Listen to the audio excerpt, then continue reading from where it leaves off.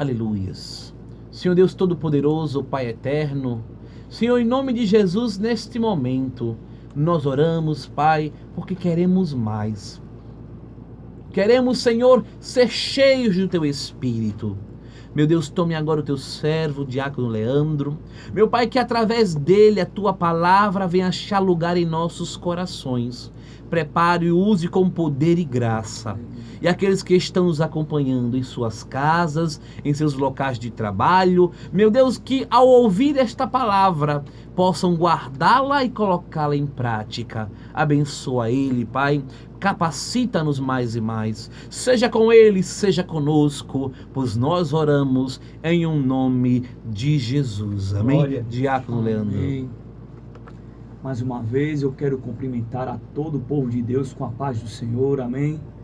Estamos aqui alegres por estar na incumbência de sermos o arauto, aquele que será o responsável por trazer a ministração da palavra do Eterno nesta noite. Amém? Você, amado ouvinte, que nos permite e, através da sua paciência, tem aguardado por este momento tão especial, creia, Deus irá te honrar por tua paciência, por tua calma em esperar o momento tão glorioso, tão esplêndido que é a hora da palavra de Deus. Amém? E para pregarmos esta palavra, eu convido você a abrir a sua Bíblia no livro de 2 Samuel, o capítulo 6, o verso 10 ao 11. Em seguida vamos abrir a nossa Bíblia também em Êxodo capítulo 37. Amém? Primeiramente, 2 Samuel capítulo 6, o verso a partir do 10, que diz o seguinte: Por isso, desistiu de levar a arca do Senhor à casa de Davi, a cidade de Davi. Em vez disso, levou para a casa de Obed-edom, o geteu. A arca do Senhor ficou na casa dele por 3 meses, e o Senhor abençoou toda a sua família. E Êxodo capítulo 37, a Bíblia diz o seguinte: Bezalel fez a arca com madeira de acácia. Amém? Irmãos, a palavra de Deus, ela é um livro glorioso, porque é um livro que contém lições poderosas e preciosas para a melhor condução do homem nos caminhos do Senhor. Podemos comparar a Bíblia a uma bússola e um GPS. Sabemos que a bússola e o GPS são totalmente distintos, por serem aparelhos criados em épocas diferentes, por pessoas diferentes, mas apesar de serem tão distintos, funcionam ainda assim com uma única finalidade. A finalidade tanto da bússola quanto do GPS é a de nortear o homem, direcionar o homem ao caminho que ele deve seguir. Assim são as lições da palavra de Deus. As lições dela vêm com o intuito de nos direcionar ao caminho melhor para ser seguido na presença de Deus. E assim vamos aprender com as lições extraídas deste homem chamado Obed-edom. Um homem que até então era um anônimo. Um homem que até então era totalmente desconhecido. Mas a Bíblia diz que quando ele abriu as portas da sua casa para receber a arca, aquele que era o símbolo da presença de Deus, a sua vida mudou totalmente. O homem que até então era um desconhecido no meio de todos, passa a ser conhecido pelos milagres a qual o Senhor tem operado em sua vida, por 3 meses que a arca passou na sua casa. Para entendermos, irmãos, o que moveu em 3 meses o Senhor abençoar a arca daquele homem, o que moveu em 3 meses aquele homem sair da linha do anonimato e ser conhecido por toda Israel, pelos gloriosos milagres a qual Deus operava, eu te convido primeiro a fazer uma viagem a 3.500 anos antes de Cristo, aonde a Bíblia faz uma narrativa, lá em Êxodo capítulo 19, aonde a Bíblia diz, irmãos, que passaram-se 3 meses após a abertura do Mar Vermelho, e no primeiro dia do 3º mês, o Senhor conduz o seu povo para uma região chamada Sinai. Região essa onde existia um monte este a qual o Senhor convocou Moisés. E ali o Senhor fez revelações a Moisés do primeiro templo móvel, chamado por tabernáculo. Vamos ver a linhagem sacerdotal vinda de Arão, sendo revelado ali a Moisés naquele monte. Vamos ver o Senhor entregando a sua Torá, a sua lei, para ser exposta sobre o seu povo.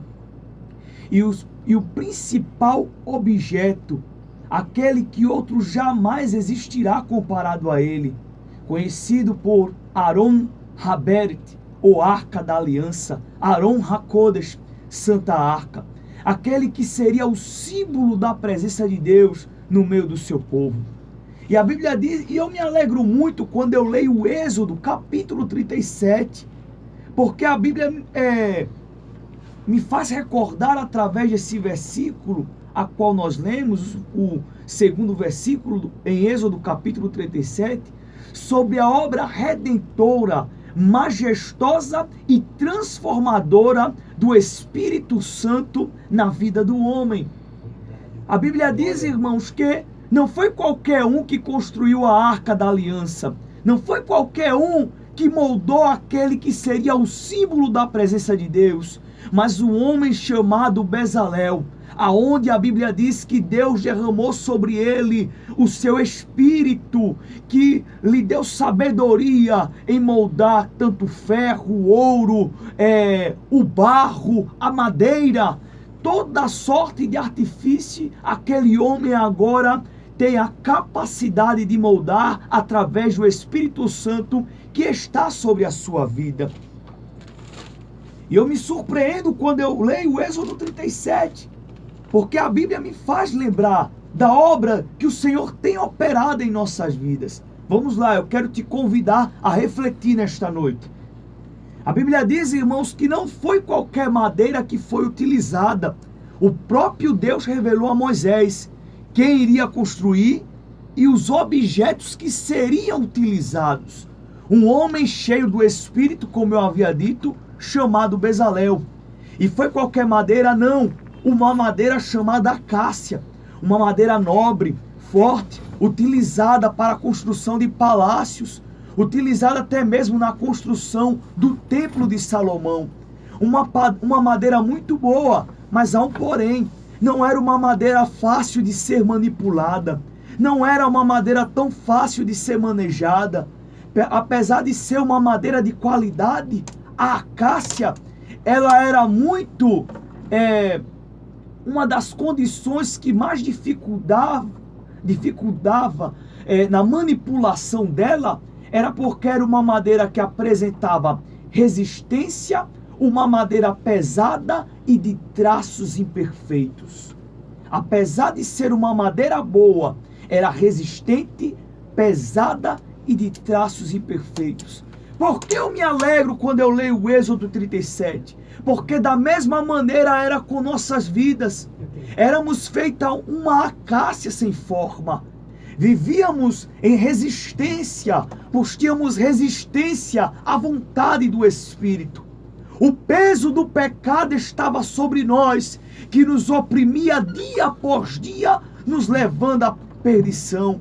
Os traços imperfeitos, assim era a nossa vida, imperfeita, desnorteada, rumo à perdição, à vida na lama. Mas o artesão dos artesãos, o Espírito Santo, o único artesão no universo que tem a capacidade de moldar o coração e o caráter do homem, ele viu você que era uma acácia sem forma e te transformou, tirou a resistência que havia sobre você, o peso do pecado que te oprimia e te deu formas.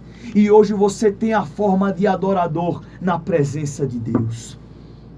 E a Bíblia diz, irmãos, que esse artesão, cheio do Espírito, além de trazer forma, transformar em um caixote, ele toma o ouro, derrete sobre o fogo e reveste aquele caixote, tanto por dentro e quanto por fora. O ouro é o principal mineral mais valioso que existe em todo o mundo. Da mesma maneira, é o Espírito Santo a maior preciosidade que existe na nossa vida. Além do Espírito Santo nos tirar da condição de acácia e nos moldar, ele agora nos reveste com a sua presença. Já parou para pensar porque muitas das vezes você está na rua, alguém para diante de você e diz: você é crente? Você responde: eu sou. Por quê? Aquela pessoa responde: porque você é diferente.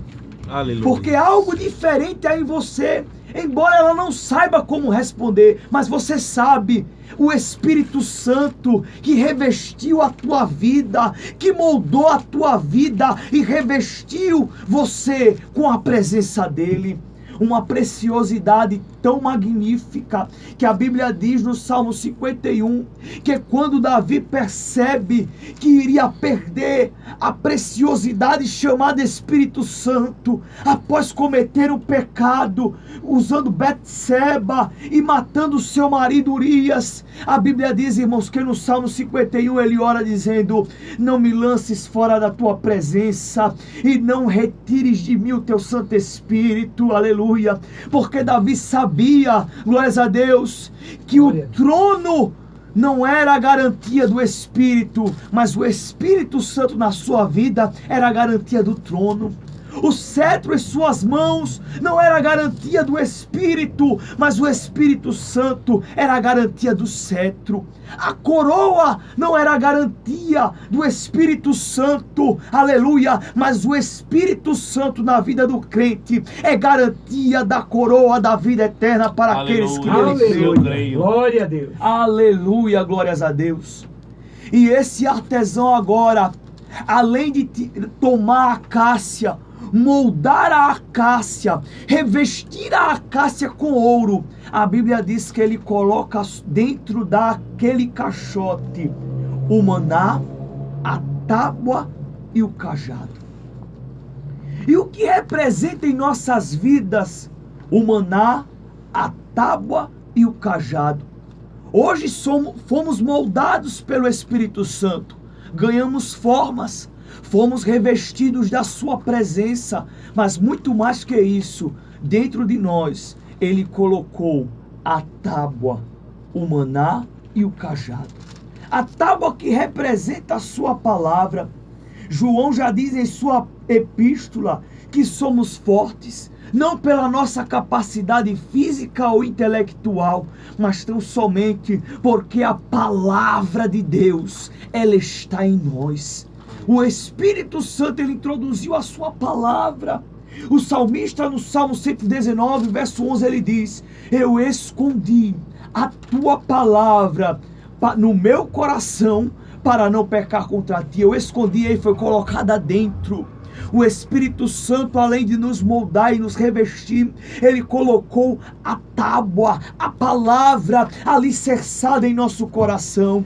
E uma coisa surpreendente é que dentro daquele caixote foi colocado o maná. O maná era uma espécie de pão que Deus fazia chover dos céus para saciar a fome daquele povo.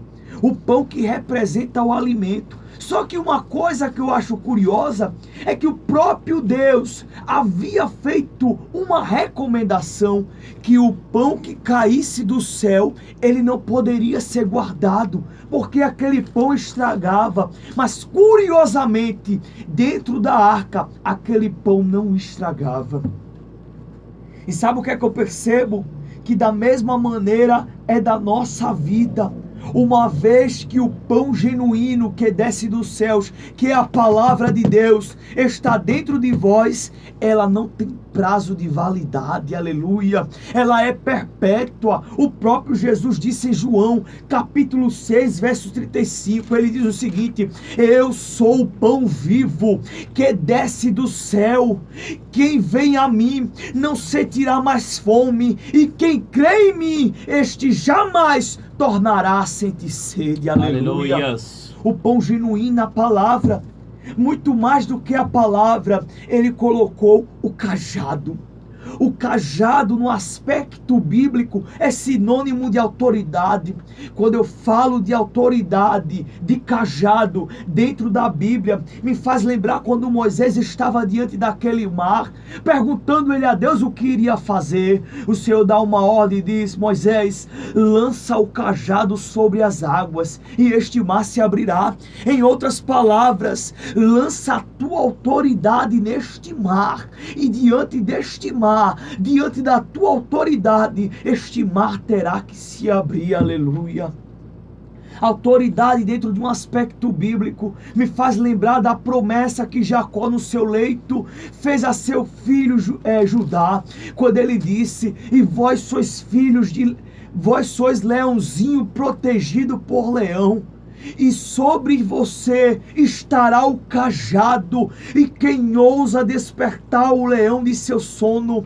Em outras palavras, quem é o perturbado, o desprovido de sanidade mental, que ousa mexer com aquele que tem autoridade de Deus na vida, está mexendo com o leão da tribo de Judá. Aleluia. E este leão, quando se levanta, não é para brincadeira, é para pelejar e dar vitória a crente na terra. Se você crer, diz amém. Aleluia. Louvado seja Deus. Aleluia.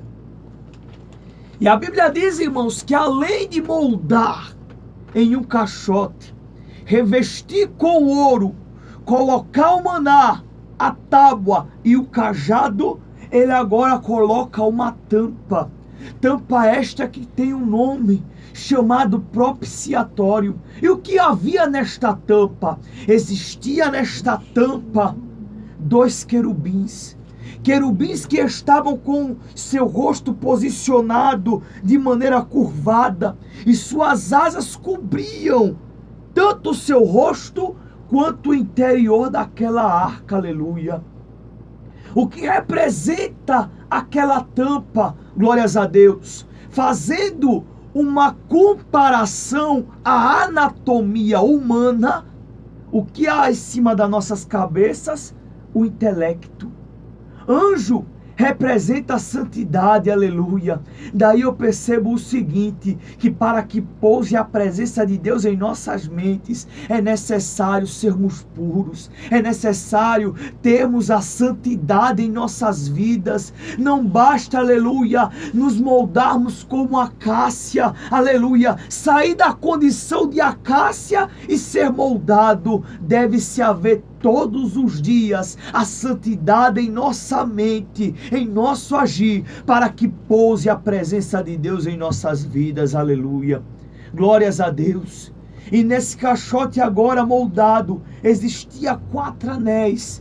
E nesses anéis eram postos estacas de acácia, revestidas de ouro, aonde o sacerdote apoiava em seus ombros e conduzia aquela arca. Daí eu entendo que uma vez que o homem sai da condição de acácia e se torna símbolo da presença de Deus na terra, o homem agora não se domina, o homem agora não se norteia, o homem agora é direcionado, aleluia, pelos norteamentos do Espírito Santo em sua vida. Como diz o apóstolo Paulo: porque não vivo eu, mas Cristo vive em mim. Ou seja, eu não faço mais a minha vontade agora é a vontade do Espírito. O meu querer agora é o querer do Espírito. Aleluia. Louvado seja Deus. E mais interessante, aleluia, é ver a tribo que foi direcionada para a condução daquela arca. A tribo de Levi. E nos perguntamos, aleluia, por que não outra tribo? Por que não Judá? A tribo que viria o Messias. Mas a Bíblia diz que Deus escolheu Levi. Aleluia. Uma tribo tão perfeita, para não dizer o contrário, que de todos os filhos de Jacó, foi a única tribo que não recebeu nenhuma herança profética.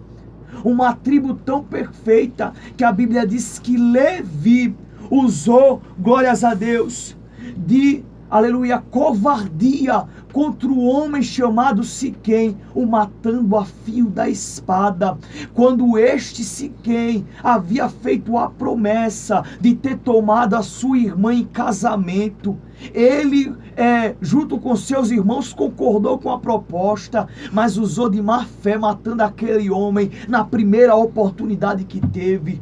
E foi este homem que Deus escolheu para que carregasse o símbolo da sua presença. Daí eu entendo que Deus não escolhe perfeito, Deus escolhe aquele que ninguém dá valor, Deus escolhe aquele que na ótica humana deveria ser rejeitado, é covarde, é pecador, tem que viver uma vida na lama, tem que viver uma vida na miséria, mas é esse que Deus escolhe, aposta, tira da sarjeta, lava no seu sangue, para que seja responsável por carregar a sua presença aonde quer que vá.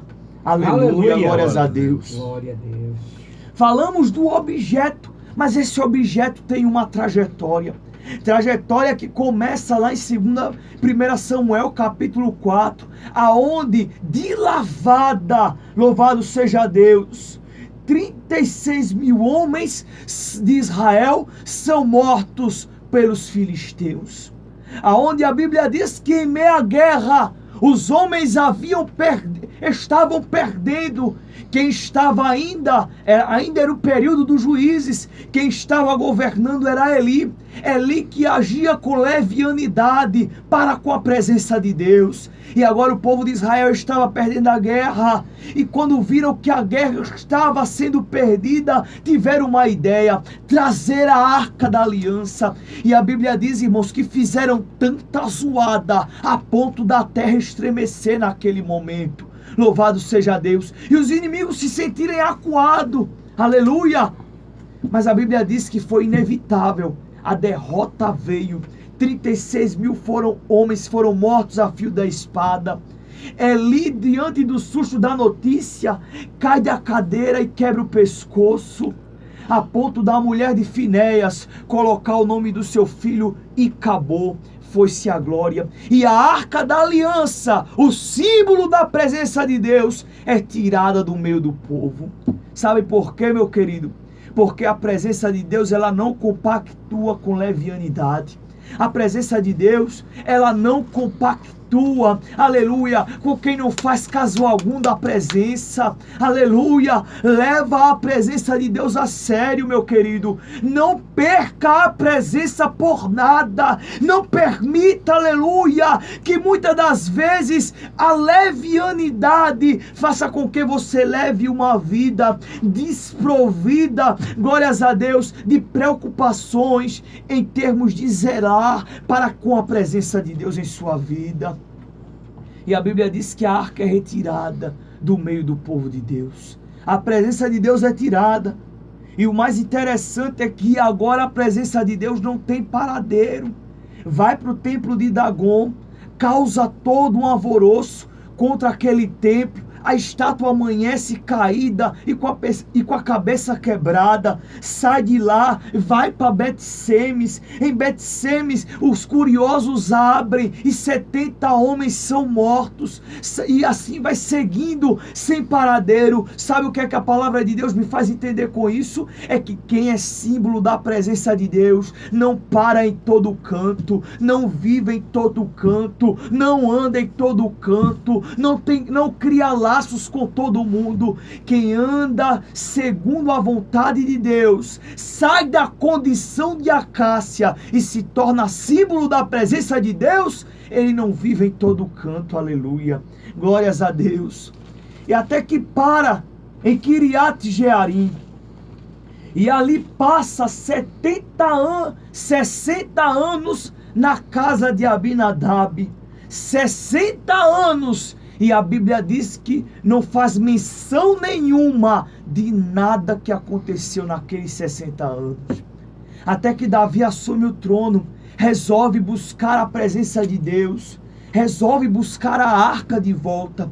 Só que há um porém. A Bíblia diz que Davi, ele age, glórias a Deus, de uma maneira indevida. Havia uma ordem, como eu havia dito. Só os filhos de Levi poderiam levar a arca. Mas a Bíblia diz que Davi faz ao contrário. Coloca em um carro de bois e a arca é levada. Os bois tropeçam, a arca cai. Uzá coloca a mão e morre Uzá naquele momento. Davi entra com desgosto. Muitos criticam Uzá, colocam Uzá como alguém que agiu de maneira indevida, mas eu vejo Uzá como um herói.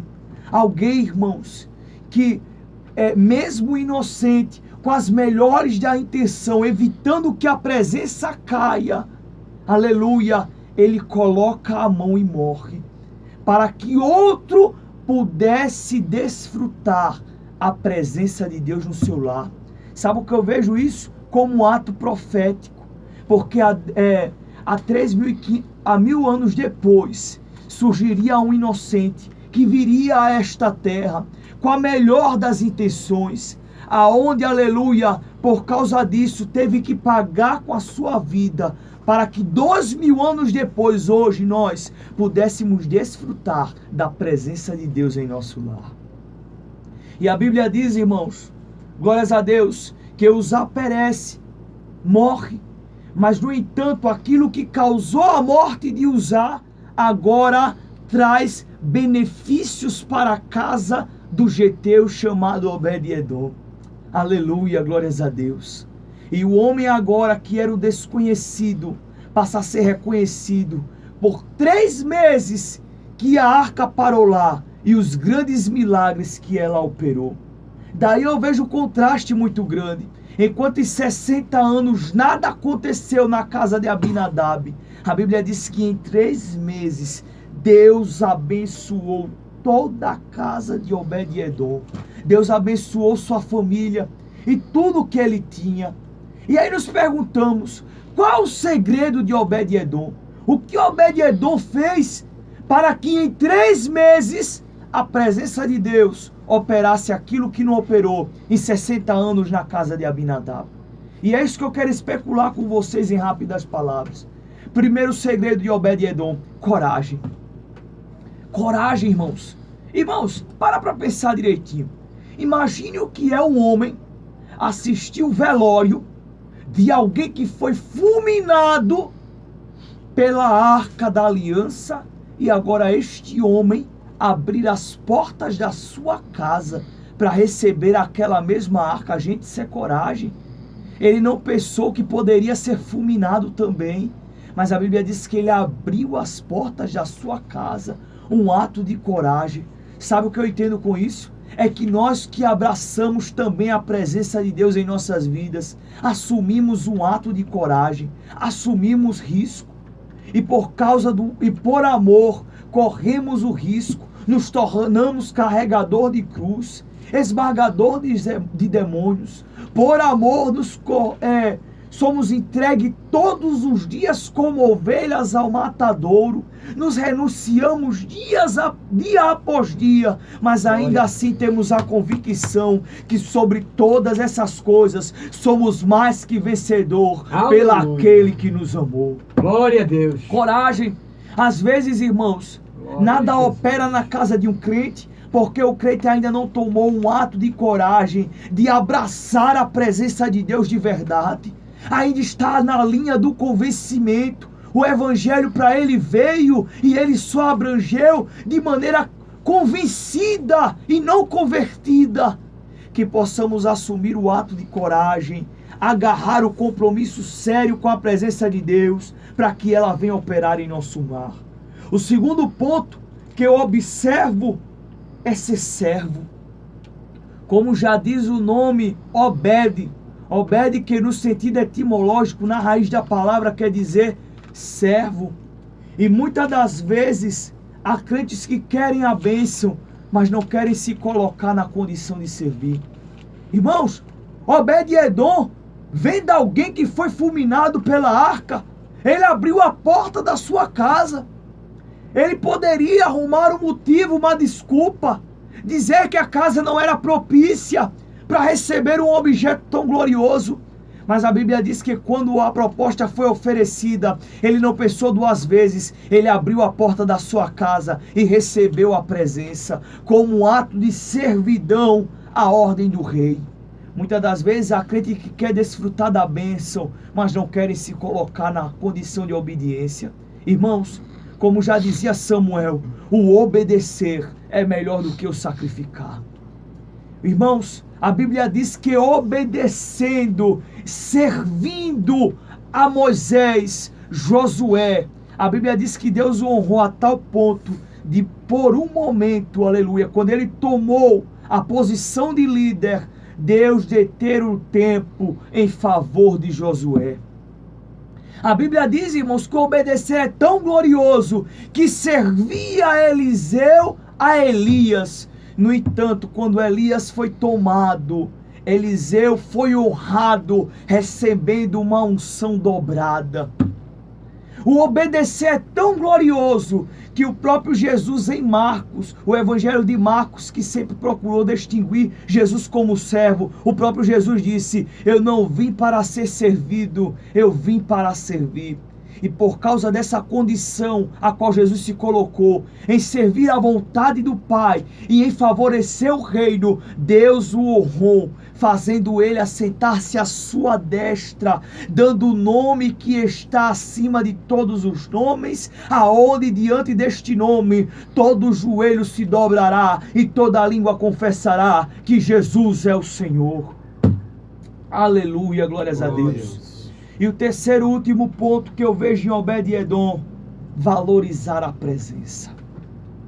Coisa que Abinadab não fez em 60 anos, valorizar a presença. Irmãos, imagina, irmão, Obed-Edom fazendo o seu trabalho na lavoura e apressando seus filhos: olha, corre, porque a presença de Deus está lá em casa e ela precisa ser adorada, aleluia.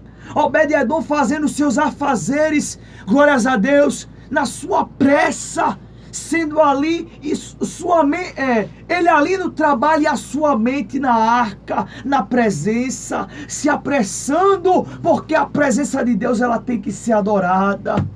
Irmãos, quando o homem se coloca na condição de corajoso, abraçar um compromisso sério com a presença, quando ele coloca na condição de servir, de obedecer, e coloca na condição de valorizar a presença de Deus, não tem como a presença de Deus não lhe valorizar também.